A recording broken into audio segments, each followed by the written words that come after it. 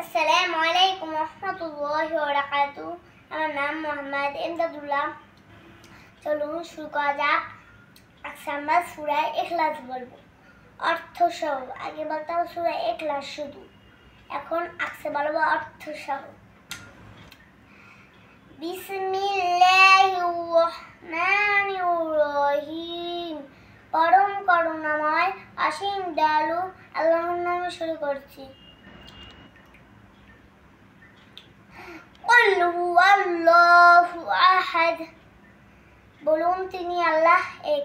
আল্লাহুস সামাদ। আল্লাহ অমুখাপেক্ষী। লাম ইয়ালিদ ওয়া লাম ইউলাদ।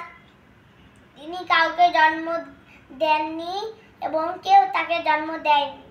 ওয়া লাম ইয়াকুল লাহু কুফুয়ান আহাদ।